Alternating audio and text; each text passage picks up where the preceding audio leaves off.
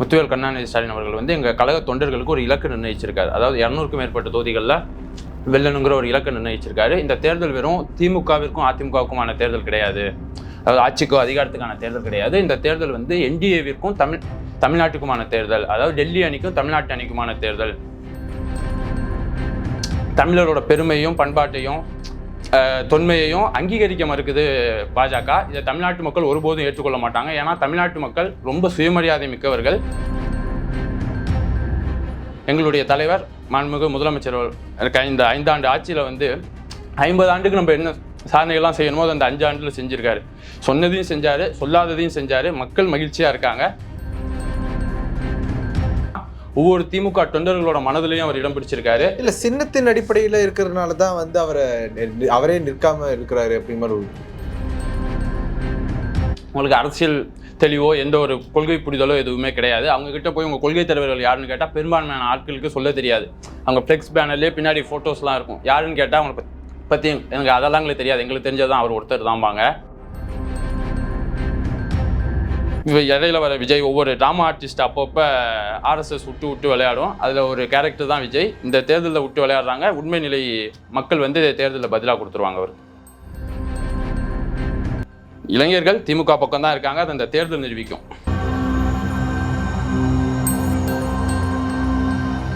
TN politics நேயர்களுக்கு வணக்கம். இன்று நம்மோடு நேர்காணல் பேசுவதற்காக திராவிட முன்னேற்ற கழகத்தினுடைய மாணவர் அணியைச் சேர்ந்த திருமிகு ஈஸ்வரமூர்த்தி அவர்கள் நம்ம இருந்திருக்கிறார். வாருங்கள், அவரோடு பேசலாம். வணக்கம் பிரதர். வணக்கம்ண்ணா. எப்படி இருக்கீங்க? நல்லா இருக்கேண்ணா. நீங்கள் நல்லா இருக்கீங்களா? நல்லா இருக்கேன். திராவிட முன்னேற்ற கழகத்தினுடைய கூட்டணி இறுதியாக முடிவாயிருச்சு. கூட்டணியினுடைய தொகுதி பங்கீடு அது எல்லாத்தையுமே முடிச்சாச்சு. இருந்தாலும் திராவிட முன்னேற்ற கழகத்தினுடைய வெற்றி வாய்ப்பு எப்படியாக இருக்குது, எப்படி பார்க்குறீங்க? திராவிட முன்னேற்ற கழகத்தோட கூட்டணி, அதாவது மதசார்பற்ற முற்போக்கு கூட்டணியோட வெற்றி வாய்ப்பு பிரகாசமாக இருக்குன்னு தான் நாங்கள் பார்க்குறோம். எங்களுடைய கழகத் தலைவர் மாண்புமிகு முதலமைச்சர் முத்துவேல் கருணாநிதி ஸ்டாலின் அவர்கள் வந்து எங்கள் கழக தொண்டர்களுக்கு ஒரு இலக்கு நிர்ணயிச்சிருக்காரு. அதாவது 200க்கும் மேற்பட்ட தொகுதிகளில் வெல்லணுங்கிற ஒரு இலக்கு நிர்ணயிச்சிருக்காரு. இந்த தேர்தல் வெறும் திமுகவிற்கும் அதிமுகவுக்குமான தேர்தல் கிடையாது, அதாவது ஆட்சிக்கோ அதிகாரத்துக்கான தேர்தல் கிடையாது. இந்த தேர்தல் வந்து என்டிஏவிற்கும் தமிழ்நாட்டுக்குமான தேர்தல், அதாவது டெல்லி அணிக்கும் தமிழ்நாட்டு அணிக்குமான தேர்தல். தொடர்ந்து தமிழ்நாட்டோட உரிமைகளை, அதாவது வஞ்சித்து வந்த பாஜகவை தமிழ்நாட்டு மக்கள் புறக்கணிக்கிறதுக்கான வாய்ப்பு இந்த தேர்தல். அப்படியாக தான் நாங்கள் அதை பார்க்குறோம். அதாவது தமிழ்நாட்டிற்கு வழங்க வேண்டிய எந்த ஒரு நிதியையும் வழங்காமல் கிடப்பில் போட்டு, அதாவது பேரிடர் நிதியாக இருக்கட்டும், கல்வி நிதியாக இருக்கட்டும், ஜல்ஜீவன் திட்ட நிதியாக இருக்கட்டும், 100 நாள் வேலை திட்டத்துக்கான நிதியாக இருக்கட்டும், எந்த திட்டத்துக்கான நிதியையும் வழங்காமல் தொடர்ந்து தமிழ்நாட்டை புறக்கணிச்சுட்டு வருது ஒன்றிய பாஜக அரசு. அதை போல் மெட்ரோ திட்டம், சென்னையில் மெட்ரோ மேலே அடுத்த கட்ட பணிகளுக்கான நிதி வழங்காமல் மறுக்கிறதா இருக்கட்டும், மதுரை கோயம்புத்தூரில் மெட்ரோ திட்டத்தை புறக்கணிச்சதாக இருக்கட்டும், இது மாதிரி தொடர்ந்து தமிழ்நாட்டோட வளர்ச்சி திட்டங்களை ஒன்றிய பாஜக அரசு தொடர்ந்து புறக்கணிச்சு தான் வருது. அதே மாதிரி மொழி மீது, அதாவது இந்தி மொழி திணிப்பாக இருக்கட்டும், தமிழ் மொழிக்கு நிதி வந்து குறைந்த நிதியை ஒதுக்கிட்டு சமஸ்கிருதத்துக்கு அதிக நிதி ஒதுக்கிறதா இருக்கட்டும், இது மாதிரி தொடர்ந்து தமிழர் தமிழ்நாடு தொடர்ந்து அவங்க இது மேலே தாக்குதல் நடத்திக்கிட்டு தான் வராங்க. தமிழ்நாட்டு மக்களை 2ஆம் தர குடிமக்கள் மாதிரி தான் நடத்திட்டு வராங்க. இப்போ கீழடி, ஆதிச்சநல்லூர்லாம் நாங்கள் அகழாய்வு நம்ம நடத்துகிறோம். அதுக்கு தொடர்ந்து அனுமதி மறுக்கப்படுறதா இருக்கட்டும், நிதி ஒதுக்கீடுல தாமதப்படுத்துறதா இருக்கட்டும், அதையெல்லாம் மீறி மாநில அரசு பல முன்னேற்பாடுகளை எடுத்து அகழாய்வு செஞ்சு ஆராய்ச்சி செஞ்சு அறிவியல் பூர்வமாக நிரூபித்ததை அரசுதலில் வெளியிட்டு அங்கீகரிக்க மறுக்குது ஒன்றிய பாஜக அரசு. ஏன்னா தமிழரோட பெருமையும் பண்பாட்டையும் தொன்மையையும் அங்கீகரிக்க மறுக்குது பாஜக. இதை தமிழ்நாட்டு மக்கள் ஒருபோதும் ஏற்றுக்கொள்ள மாட்டாங்க. ஏன்னா தமிழ்நாட்டு மக்கள் ரொம்ப சுயமரியாதை மிக்கவர்கள். தமிழ்நாட்டை வஞ்சிக்கின்ற பாஜகவை கண்டிப்பாக புறக்கணிப்பாங்க. இது போன்ற அநீதிகளை செய்கிற பாஜகவிற்கு இங்கே இருக்கிற அதிமுகவும் துணை போய் அவங்க எல்லா அநீதிகளுக்கும் துணை போயிட்டு வராங்க. இதை சேர்த்து பாஜகவையும் அதிமுகவையும் இந்த தேர்தலில் தமிழ்நாட்டு மக்கள் புறக்கணிப்பாங்க. அதையும் தாண்டி எங்கள் வெற்றி வாய்ப்பு பிரகாசமாக இருக்குன்னு நாங்கள் சொல்கிறதுக்கு முக்கிய காரணம் எங்களுடைய தலைவர் மாண்புமிகு முதலமைச்சர் இந்த 5 ஆண்டு ஆட்சியில் வந்து 50 ஆண்டுக்கு நம்ம என்ன சாதனைகள்லாம் செய்யணுமோ அது அந்த 5 ஆண்டில் செஞ்சுருக்காரு. சொன்னதையும் செஞ்சார், சொல்லாததையும் செஞ்சார். மக்கள் மகிழ்ச்சியாக இருக்காங்க. ஒவ்வொரு வீட்லேயும் எங்களோட திட்டம் சென்று சேர்ந்துருக்கு. இப்போ 4 உலகம் திட்டமாக இருக்கட்டும், இப்போ எத்தனையோ அரசு பள்ளி மாணவர்கள் வந்து உயர் பதவிகளுக்கு போகிற அன்றாட செய்திகளாக நம்ம பார்த்துக்கிட்டு வரோம். அதே மாதிரி அதாவது அரசு பள்ளியில் படித்து உயர்கல்வி பயின்ற மாணவர்களுக்கு மாதம் 1000 ரூபா வழங்குறதா இருக்கட்டும், புதுமை பெண் திட்டமாக இருக்கட்டும், அது மாதிரி தொடர்ந்து ஒவ்வொரு திட்டங்களும் அவங்க கல்வியில் முதலீடு செய்கிறாங்க. அதே மாதிரி அதாவது கலைஞர் மகளிர் உரிமை தொகை திட்டமாக இருக்கட்டும், விடியல் பயண திட்டமாக இருக்கட்டும், எல்லாம் பெண்களை வந்து வீட்டை விட்டு வெளியே வந்து அவங்களை வேலைவாய்ப்பு, அவங்களுக்கு வேலைவாய்ப்புக்கும் அவங்களோட அடுத்த கட்ட வளர்ச்சிக்கு வித்துறதா இருக்கட்டும், அவங்க வந்து தமிழ்நாடு அரசு இன்வெஸ்ட் பண்ணுது. அதாவது வளர்ச்சிக்கு முதலீடு பண்ணுறாங்க, மாணவர்களோட எதிர்காலத்துக்கு முதலீடு பண்ணுறாங்க. எவ்வளோ நிதி நெருக்கடிகள் இருந்தாலும் இந்த எந்த திட்டத்தையும் தமிழ்நாடு அரசு கைவிடலை. இப்போ காலை உணவு திட்டமாக இருக்கட்டும், எவ்வளவு நிதி நெருக்கடிகள் இருந்தாலும் கல்விக்கு முதலீடு செய்யறதுல தமிழ்நாடு முன்னிலையில் இருக்குது. அதிக நிதியை கல்விக்கு தான் ஒதுக்குறாங்க. அதனால தான் கல்வியில் சிறந்த தமிழ்நாடாக விளங்குது. இப்படி அனைத்து துறைகள்லையும் தமிழ்நாடு முன்னிலையில் தான் இருக்குது. அதாவது தொழில்துறையாக இருக்கட்டும், கல்வியாக இருக்கட்டும், மருத்துவத்துறை, எல்லாத்துலேயும் தமிழ்நாடு இந்திய ஒன்றியத்திற்கு மற்ற மாநிலங்களை கம்பேர் பண்ணுற அளவு தமிழ்நாடு வந்து முன்னிலையில் தான் இருக்குது. இதெல்லாம் தமிழ்நாட்டு மக்களுக்கு தெரியும். ஒவ்வொரு வீட்லேயும் எங்களோட திட்டத்தின் பயனாளிகள் இருக்காங்க. அந்த பயனாளிகள் எங்கள் வெற்றியை உறுதி செய்வாங்க. நாங்கள் உறுதியாக நம்புகிறோம். எங்களோட முதலமைச்சர், எங்களோட கழகத்தின் இளைஞரணி செயலர், எங்கள் இளந்தலைவர், இவங்க 2 பேரோட செயல்பாடுகள் மக்கள் விரும்புகிறாங்க. எண்ணற்ற இளைஞர்களும் மாணவர்களும் இயக்கத்தை நோக்கி வராங்க. அது எங்களோட வெற்றியை உறுதிப்படுத்துங்கிறத நாங்கள் முழுசாக நம்புகிறோம். 200க்கும் மேற்பட்ட தொகுதிகளில் கண்டிப்பாக நாங்கள் வெல்வோம். ஆனால் திமுக கூட்டணியை பொறுத்த வரைக்கும் நேற்று வந்து தேமுதிகவுக்கு அதிகப்படியான தொகுதிகள் கொடுத்துட்டாங்க. ஆனால் விசிகாவுக்கும் கம்யூனிஸ்டுகளுக்கும் ரொம்ப சொற்பமான அளவு தான் கொடுத்துருக்குறாங்க, கேட்டதை விட குறைவாக கொடுத்துருக்குறாங்க அப்படிங்கிற ஒரு குற்றச்சாட்டுலாம் வைக்கிறாங்களே, அதெல்லாம் எப்படி பார்க்குறீங்க? அதெல்லாம் கூட்டணியினுடைய வெற்றிக்கு வந்து ஒரு சின்ன தாக்குதலாக இருக்கும் அப்படின்னு பார்க்குறீங்க? இது இருக்கவே இருக்காது. ஏன்னா நீங்கள் சொல்கிறீங்க, விடுதலை சிறுத்தைகள் கட்சியினுடைய தலைவர் எழுச்சி தமிழன் தொல் திருமாவளவன் அவர்கள் வந்து ஒரு நேர்காணலில் சொல்லியிருந்தார். அதாவது தேமுதிக வந்து எதிர்க்கட்சி தலைவராக இருந்தாங்க, அவங்க மக்கள் நல கூட்டணி முன்னெடுத்து போனப்போ அவங்க தான் அந்த பிரதான கட்சியாக முதலமைச்சர் வேட்பாளராக விஜயகாந்தை ப்ரொஜெக்ட் பண்ணி தான் அவங்க தேர்தலை சந்திச்சாங்க. அவங்களுக்குன்னு ஒரு பொலிட்டிக்கல் ஸ்டேட்டஸ் இருக்குது. இந்த ஸ்டேட்டஸ் நம்ம குறையாமல் கொடுக்கணும். காங்கிரஸ் வந்து தேசிய கட்சி, பல முறை தேசியத்தில் ஆண்ட கட்சி, மாநிலத்திலையும் ஆண்ட கட்சி, அதுக்குள்ள பொலிட்டிக்கல் ஸ்டேட்டஸ்க்குள்ள அளவில் நம்ம சீட்டை ஒதுக்கி தரணுன்ட்டு எழுச்சி தமிழர் அண்ணா அவர்களே சொல்லியிருக்கிறாங்க. அதனால் அவங்களுக்குள்ள அந்த சங்கடங்கள் இருக்கிற மாதிரி தெரியல.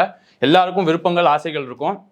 இப்போ ஒரு ஒற்றை இலக்கோட நம்ம பயணிக்கிறோம். அதாவது தமிழ்நாட்டுக்குள்ளே பாஜக காலூன்றி விடக்கூடாது, மதவாத சக்தி வந்துடக்கூடாதுங்கிற ஒற்றை இலக்கோட பயணிக்கிறோம். அதனால சில சமரசங்கள் செஞ்சுப்பாங்க தான். அதை எங்கள் தலைவர் சாதுரியமாக கையாண்டு, அதாவது கூட்டணி தலைவர்களும் விட்டு கொடுத்து போகிறதா இருக்கட்டும் அனுசரித்து போகிறாங்க. இந்த தருணத்தில் நான் ஒரு முக்கியமான ஒரு விஷயம் சொல்லணும்னா, மக்கள் நீதி மையத்தினுடைய கட்சியினுடைய தலைவர், மாநிலங்களவை உறுப்பினர் உலகநாயகன் கமலஹாசன் அவர்களுக்கு நன்றியை சொல்லிக்கணும். ஏன்னா எப்படி திரைத்துறையில் ஒவ்வொரு மக்களோட மனதிலையும் பதிஞ்சாரோ அது மாதிரி நேற்று எங்களுக்கு தேர்தலில் நிபந்தனையற்ற ஆதரவு தரேன், தேர்தலில் தொகுதிகள் வேண்டாம், நிபந்தனையற்ற ஆதரவு தரேன்னு சொன்னது மூலியமா ஒவ்வொரு திமுக தொண்டர்களோட மனதிலையும் அவர் இடம் பிடிச்சிருக்காரு. இல்லை, சின்னத்தின் அடிப்படையில் இருக்கிறதுனால தான் வந்து அவரே நிற்காம இருக்கிறாரு அப்படிங்கிற அது கருத்துக்கள் இருக்கு. ஆனால் தலைவரை சந்திச்சாரு, தலைவர் சொன்னப்போ இது என்னோட கடமை அப்படின்ட்டு கமலஹாசன் அவர்கள் சொன்னார். தலைவர் கடமை கிடையாது, எங்களுக்கு செஞ்ச பெரிய தியாகம்னு சொன்னார். மாதிரி தலைவரோட உள்ளத்திலையும் அவர் இடம்பெற்று இருக்கிறாரு, எங்கள் கழக தொண்டர்கள் உள்ளத்திலையும் அவர் இடம்பெற்று இருக்கிறாரு.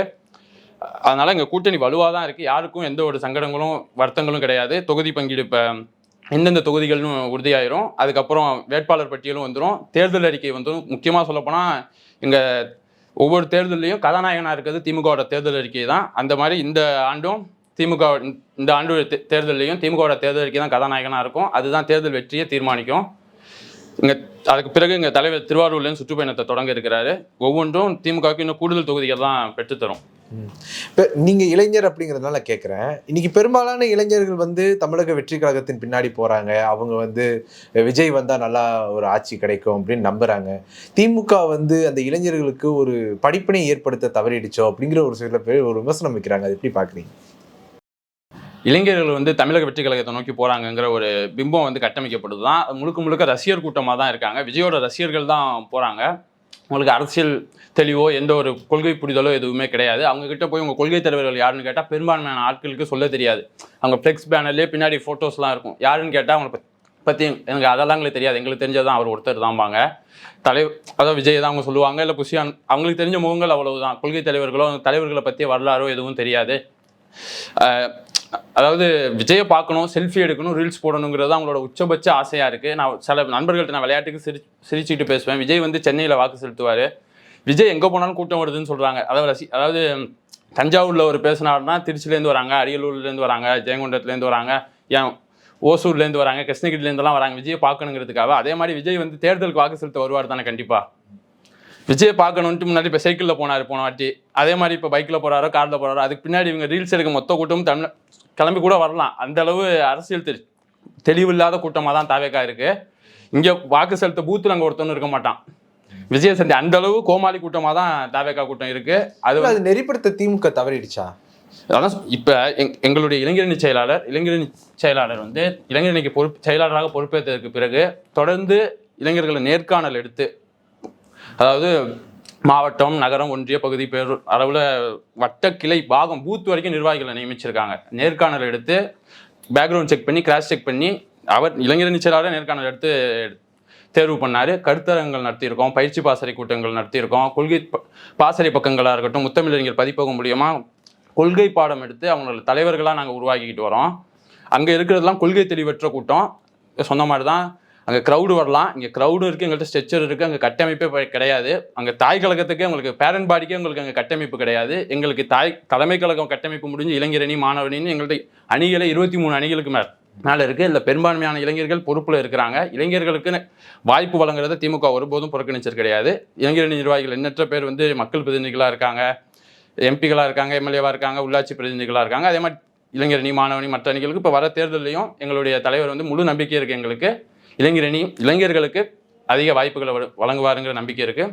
இளைஞர்களுக்கான வாய்ப்பை திராவிட முன்னேற்ற எனக்கும் அமைச்சு கொடுத்துக்கிட்டு தான் இருக்குது. எங்கள் திராவிட முன்னேற்ற கழகத்தினுடைய மாணவனி சார்பாகவும் நாங்கள் ஒவ்வொரு கல்லூரிகள்லையும், அதாவது தமிழ் மாணவர் மன்றம் கட்டமைச்சு மாணவர்களை வந்து அரசியல் படுத்திட்டு தான் வரோம். அதாவது மாலை நேர திராவிட வகுப்பு எடுக்கிறதா இருக்கட்டும், கருத்தரங்கள் நடத்துறதா இருக்கட்டும், இளைஞர்கள் மாணவர்களை அரசியல் படுத்துவதற்கு ஒரு சின்ன கேப் இருந்துச்சா அப்படின்னா எது அக்செப்ட் பண்ணி தான் ஆகணும். அதை எங்கள் இளைஞரணி செயலாளர் அதை முற்றுமா கொள்கை தெளிவுள்ள தலைவர்களாக எங்கள் ஒவ்வொருத்தங்களையும் உருவாக்கிட்டு வராரு. யாரை பற்றி இப்போ எங்கள் இளைஞர் நிர்வாகிகள்கிட்ட போய் உங்கள் கொள்கை தலைவர்கள் யாருன்னு கேட்டால் அவங்களுக்கு தெரியும், நம்ம கட்சியோட வரலாறு என்னன்னு கேட்டால் தெரியும், பேசுவாங்க. ஆனால் அதே நீங்கள் சொல்கிற இன்னொரு கட்சியில் உங்களுக்கு அந்த புரிதல், அவங்களுக்கு தெரிஞ்சது ஒரே முகம் தான், விஜய் தான். விஜய்க்காக என்ன வேணாலும் பண்ணுவேன், அதான் உயிரை நேற்று ஒரு மாணவன் முந்தா நாள் கல்லூரி மாணவன் வந்து சிகிச்சை, விஜய் அதுக்கு ஒரு இரங்கல் கூட தெரிவிக்கல, ஒரு வருத்தம் தெரிவிக்கல. ஆனால் அந்த மாணவன் வந்து மருத்துவமனையில் இருந்தப்போ எங்களோட அமைச்சர், பள்ளிக்கல்வித்துறை அமைச்சர் அண்ணன் அன்பில் மகேஷ் பொய்யாமொழி தான் நேரடியாக பார்த்து நான் அவரோட மருத்துவ செலவை நான் ஏற்றுக்கிறேன்னு சொன்னவர். அதுபோல் யார் பாதிக்கப்பட்டாலும் அந்த இடத்துல முதல்ல களத்தில் நிற்கிறது திராவிட முன்னேற்ற கழகத்தினால தான் இருக்காங்க. இளைஞர்கள் திமுக பக்கம் தான் இருக்காங்க. அது இந்த தேர்தல் நிரூபிக்கும். புதுசாக வந்து இந்த தாவேக்கா வந்து அவங்க தேர்தலில் வருவேன் அப்படின்னு சொல்கிறாங்க. திடீர்னு பார்த்தா இந்த தடவை முதலமைச்சர் நாங்கள் தான் அப்படிங்கன்னு சொல்கிறாங்க. தாவேக்காவுடைய அரசியல் நடவடிக்கைகள் எப்படி பார்க்குறீங்க? எல்லாரும் கட்சி தொடங்கினா நம்ம தான் ஆட்சிக்கு வருவோம் அப்படின்னு சொல்கிறது இயல்பு தான். அதாவது அது ஆனால் ஒரு பெரிய கூட்டம் வச்சிருக்கிறாங்களே தாவேக்கா. கூட்டம் வந்து ஓட்டா மாறாது. இப்போ எல்லாருக்கும் தான், இப்போ எந்த நடிகை வந்தாலும் கூட்டம் வருது. அந்த கூட்டமெல்லாம் ஓட்டா கன்வெர்ட் ஆகுமாங்கிறது தேர்தல் தான் தெரியும். இப்போ முந்தா நாள் கூட ஒரு கருத்து கணிப்பு வந்துச்சு. அதில் விஜய்க்கு வந்து 9% வாக்குகள் தான் இருக்கும். கிராமப்புறங்களில் விஜயோட கட்சி கட்டமைப்பே இல்லைங்கிறாங்க. அது உண்மைதான், விஜய்க்கு கட்டமைப்பே கிடையாது. கருத்து கணிப்பு அது சொல்லுது. தேர்தலுக்கு பிறகு உண்மையான நிலை என்னன்னு நமக்கு தெரிஞ்சிடும். விஜயோட உண்மையான நிலை உண்மையிலே விஜய்க்கு அந்த அளவு ஆதரவு மக்கள்கிட்ட கிடையாது தான். ஏன்னா என்ன ஒரு விஷயம் கட்டமைக்கிறாங்கன்னா, திமுகவிற்கு ஆதரவான சிறுபான்மையினர் வாக்கை வந்து விஜய் எடுத்துருவாரு அப்படிங்கிற ஒரு பிம்பம் வந்து வெளியே கட்டமைக்கப்படுது. விஜய் சிறுபான்மையினர் மக்களுக்கு ஒரு நாளும் ஆதரவாக அவர் இருந்தது கிடையாது தான். திருப்பரங்குன்ற தீபத்தூண் விவகாரம் இருந்துச்சு, அதில் விஜயோட நிலைப்பாடு என்னங்கிறது தெரியும். மத நல்லிணக்க அதில் வந்து திமுகவும் பாஜகவும் சேர்ந்து பண்ணுற நாடகம் அப்படிங்கிறாங்களே. அவர் ஆரம்பத்துலேருந்து அப்படி தான் எல்லாத்தையும், அவர் எப்பயுமே திமுக எந்த விஷயத்தை பற்றி பேசினாலும் திமுகவை காரணம் காட்டிடுவாங்க. அவரோட பர்சனல் விஷயமா இருந்தாலும் அதுக்கு திமுக தான் காரணம்ட்டு அவங்க விர்ச்சுவல் வாரியர் சொல்லிக்கிட்டு இருக்காங்க. அந்த மாதிரி அவரும் அதே குட்டையில் உருணை மட்டும் தானே, அதனால் அவரும் எது காரணமாக இருந்தாலும் திமுக தான் காரணம் பாரு. அந்த மாதிரி இப்போ இந்த தீபத்தூண் விஷயத்தில் இருக்கட்டும், அதில் அவர் சிறுபான்மையினர் மக்களுக்கு ஆதரவாக நிற்கலை, எதிராக தான் நின்னார். மத நல்லிணக்கத்துக்கு எதிராக தான் நின்னார். அதே மாதிரி கட்சி தொடங்கி எத்தனை வருஷம் ஆச்சு? ஒரு 3 வருஷம் ஆச்சு கட்சி தொடங்கி. கிறிஸ்மஸ் விழா எப்போ கொண்டாடினார் அவர்? இப்போ எலெக்ஷன் வருதுன்னு கொண்டாடுறாரு. இப்போ கொண்டாடினார். இப்போ வந்து இவ்வளோ கிறிஸ்மஸ் டைமு நம்ம தமிழ்நாட்டில் மட்டும்தான் சேஃப்டியாக இருந்துச்சு. மற்ற மாநிலங்கள்லாம் கலவரங்கள் நடந்தெல்லாம் நம்ம பார்த்தோம். அதை கண்டித்து பிஜேபியை கண்டித்து, ஆர்எஸ்எஸ் கூட்டத்தை கண்டித்து ஏதாச்சும் கண்டன அறிக்கையோ எதுவும் பேசினாரா? முழுக்க ஆர்எஸ்எஸ் பெற்றெடுத்த பிள்ளையாக தான் அவர் இயங்கிக்கிட்டு இருக்கிறாரு. அவரை ஒரு நாளும் சிறுபான்மையின் மக்கள் ஏற்றுக்கொள்ளவே மாட்டாங்க. அவங்களுக்கு தெரியும் யார் நம்ம கூட ஒவ்வொரு கஷ்ட காலத்துலேயும் நம்ம கூட இருந்தாங்க. சிஏஏ என்ஆர்சி வந்தப்போ யார் நம்ம கூட இருந்தாங்க, வகுப்பு திருத்த சட்ட மசோதா வந்தப்போ யார் நம்ம கூட நின்னாங்க, யார் நமக்கு ஒவ்வொரு இடத்துலையும் யார் நமக்கு துணை நின்னாங்கிறது அவங்களுக்கு தெரியும். சிறுபான்மையினர் மக்கள் திராவிட முன்னேற்ற கழகத்துக்கு ஆதரவாக தான் இருக்காங்க. எங்கள் தலைவர் பாதுகாப்பாதனா காவலர்னா எப்போவும் இருப்பார். இது இடையில வர விஜய் ஒவ்வொரு ட்ராமா ஆர்டிஸ்ட் அப்பப்போ ஆர்எஸ்எஸ் விட்டு விளையாடும். அதில் ஒரு கேரக்டர் தான் விஜய். இந்த தேர்தலில் விட்டு விளையாடுறாங்க. உண்மை நிலை மக்கள் வந்து தேர்தலில் பதிலாக கொடுத்துருவாங்க அவருக்கு. அன்புமணி ராமதாஸ் அவர்கள் சொல்றாரு, இந்த மாதிரி வன்னியர்களை வந்து திமுக வஞ்சிக்கிறது அப்படின்னு சொல்றாரு. 10.5% இடஒதுக்கீடை வந்து வன்னியர் மக்களுக்கு தராம திமுக ஏமாத்துது அப்படின்னு சொல்றாரு. இன்னொரு பக்கம் வேல்முருகன் அவர்கள் திமுக கூட்டணி மேல அதிருப்தி கொண்டு அவரும் கூட்டணியிலிருந்து வெளியே போயிருக்கிறாரு. வன்னியர்களை புறக்கணிக்கிறதா திமுக? ஒரு நாளும் வன்னியர்களை புறக்கணிச்சதில்லை. அனைவருக்குமான அரசாக தான் திமுக அரசு இருக்குது. எங்கள் தலைவரும் அனைவருக்குமான தலைவராக தான் இருக்கிறாரு. நாங்களும் எங்கள் கட்சியில் வன்னியருக்கான பிரதிநிதித்துவம் அதிகம் இருக்குது. எங்கள் எம்ஆர்கே பன்னீர்செல்வம் இருக்கட்டும், சிவசங்கரனாக இருக்கட்டும், அது மாதிரி எண்ணற்ற அமைச்சர்கள் வன்னியர் பிரதிநிதித்துவம் படுத்தியிருக்காங்க. அண்ணன் சேலம் ராஜேந்திரனாக இருக்கட்டும், அது மாதிரி வன்னியருக்கான பிரதிநிதித்துவமும் வன்னியருக்கு ஆதரவாக தான் எப்போவும் இயங்கிக்கிட்டு வருது. இறந்து சீட்டு அந்த சீட்டில் சில மாறுபாடு, வேல்முருகனை வெளியே போயிட்டாரு, இன்னைக்கு தேர்தலில் போட்டியிடலைங்கிற மாதிரி சொல்லியிருக்கிறாரு. ஆனால் எங்களுக்கு உள்ளபடியே மனசார எனக்கு வருத்தம் தான். ஏன்னா வேல்முருகன் அந்த களத்தில் இருந்திருக்கணும். பிஜேபியை எதுக்குறதுல எங்களோட தோல் நின்று எங்களோட பயணித்தவர், கடைசி இறுதி வரைக்கும் பயணிச்சிருக்கணும். அதில் கூட்டணி விட்டு வெளியே போனது வந்து வருத்தம் தான். மீண்டும் கூட்டணிக்கு வருவான்னு நாங்கள் முழு தான் நம்புகிறோம். திமுக அனைவருக்குமான கட்சியாக தான் இருக்குது, எப்பவும் இருக்கும். இப்போ அதிமுகனுடைய தேர்தல் அறிக்கை பார்த்தீங்களா? அதில் வந்து விலையில்லா ஃப்ரிட்ஜு கொடுப்போம் அப்படின்னு சொல்கிறாங்க. மாதம் குடும்பத்தினருக்கு 10,000 ரூபாய் வரைக்கும் கொடுப்போம் அப்படின்ற மாதிரி சொல்கிறாரு. எப்படி பார்க்குறீங்க எடப்பாடி பழனிசாமி அவர்களுடைய தேர்தல் அறிக்கையெல்லாம்? அம்மையார் ஜெயலலிதா அவர்கள் செல்ஃபோன் வழங்குவேன்னு சொன்னாங்க. உங்களுக்கு தேர்தல் அறிக்கை ஞாபகம் இருக்கும்னு நினைக்கிறேன். செல்ஃபோன் வழங்கிட்டாங்களா? இல்லை. போன தேர்தல் அறிக்கையில் வாஷிங் மிஷின் சொன்னார்னு நினைக்கிறேன். இப்போ பிரிட்ஜுன்னு இருக்காரு. அது மாதிரி அவங்க கவர்ச்சி தேர்தல் அறிக்கை ஏதாச்சும் ஒன்று சொல்லிக்கிட்டு தான் இருப்பாங்க. மக்களுக்கு எது கொடுக்க முடியும்னு தெரியும். மாதம் 1000 ரூபாய் தரோம்னு எங்கள் தலைவர் தேர்தல் அறிக்கையில் சொன்னப்போ கொடுக்க முடியாதுன்ட்டு சொன்னவர் இந்த எடப்பாடி பழனிசாமி. இன்றைக்கி நாங்கள் சாத்தியப்படுத்தி காட்டியிருக்கோம். இன்றைக்கி அதை ஒரு தேர்தல் அறிக்கையில் தொகையை கூட சொல்லி தேர்தல் அறிக்கை இதை பிற மாநிலங்களும் எங்களோட வாக்குறுதியை வந்து நாங்கள் நடைமுறைப்படுத்தினதை பார்த்து அவங்களும் பின்பற்றி வராங்க. அந்த மாதிரி மக்கள் அதிமுகவோட தேர்தல் அறிக்கையை நம்புறதுக்கு தயாராக இல்லை. ஏன்னா அவங்களோட வேஷம் தெரியும். எஸ்டிபிஐ மாநாடு நமக்கு நல்லா ஞாபகம் இருக்கும்னு நினைக்கிறேன். நாடாளுமன்ற தேர்தலுக்கு முன்னாடி நடந்துச்சு. அதில் எடப்பாடி பழனிசாமி கலந்துக்கிட்டு ஒரு நாளும் பிஜேபியோட கூட்டணி கிடையாது, கூட்டணியில் இருந்துச்சு. அதாவது எஸ்டிபிஐ அதிமுகலாம் கூட்டணியாக இருந்தாங்க, பிஜேபி தனிச்சு இருந்தாங்க. அப்போ பிஜேபி தலைமையில் தான் இப்போ இருக்கிற சில கட்சிகள்லாம் கூட்டணியில் இருந்தாங்க. எடப்பாடி பழனிசாமியை நம்பி அதிமுக நம்பி எனக்கு யாருமே கூட்டணிக்கு வரல. அப்போது ஒரு நாளும் 2026 இருக்கட்டும், 2031 இருக்கட்டும், 2036 பாஜகவோட கூட்டணி வைக்க மாட்டோம்னு சொன்ன எடப்பாடி பழனிசாமி அடுத்த தேர்தலே பாஜகவோட கூட்டணி வச்சார். தன்னோட பணத்தை காப்பாற்றிக்கணும், தான் கொள்ளையடிச்ச பணத்தை காப்பாற்றிக்கணும், தான் பதவியை தற்காத்துக்கணுங்கிறதுக்கு சுயநலத்துக்காக மட்டும்தான் போய் கூட்டணியை வச்சார். மற்றபடி இல்லை பெரிதும் கிடையாது. அதாவது ஒரு அதிமுக வந்து திமுகவுக்கு அடுத்து பிரதான கட்சி தான் அதிமுக.